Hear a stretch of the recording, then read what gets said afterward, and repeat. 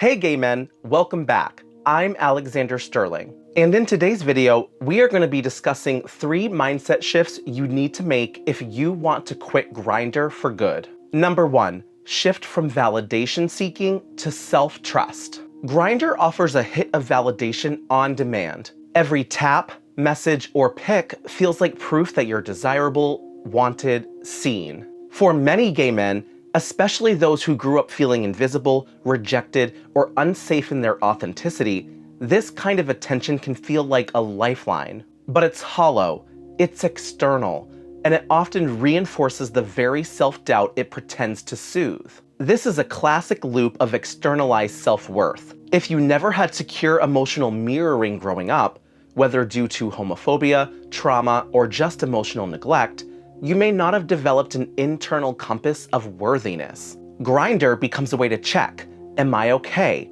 Am I lovable? Do I matter? The problem is, even when the answer seems to be yes, it never sticks. Quitting Grindr long-term requires shifting your sense of validation from being reaction-based, what others think of you, to being intention-based, how you treat yourself. Start noticing when you're using the app to regulate your mood.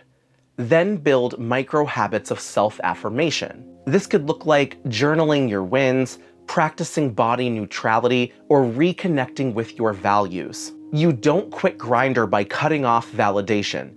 You quit by building self-sourced validation. You begin to trust that your desirability is a given, not something to constantly prove. Number 2, shift from dopamine fixation to emotional depth. Grindr isn't just a hookup app, it's a dopamine machine. The brain gets hooked not just on sex, but on the anticipation of reward, the thrill of a new message, the ping of interest, the fantasy of potential. This is behavioral conditioning at its finest, and it wires your brain to chase stimulation over substance. Many gay men turn to Grindr not out of desire, but out of avoidance. Avoidance of loneliness, of boredom, of the painful silence at the end of the day. For men who've been conditioned to suppress vulnerability, Grindr becomes an accessible way to feel something, without having to risk real emotional exposure.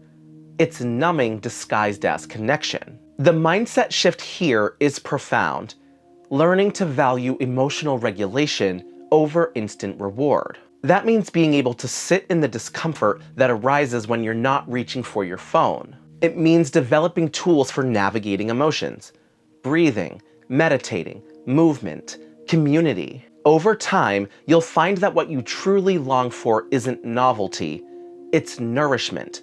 You want to be seen, yes, but also known. Grindr won't give you that. Emotional depth begins when you create space for it. Number 3, shift from scarcity thinking to discernment. One of the most toxic narratives Grindr feeds is the idea that this is as good as it gets, that meaningful relationships are rare, that gay men just don't do intimacy, that if you don't say yes now, you'll miss out forever. This is scarcity thinking, and it keeps you in patterns that don't serve you. When gay men believe that healthy love is unlikely or impossible, we often lower our standards. We settle.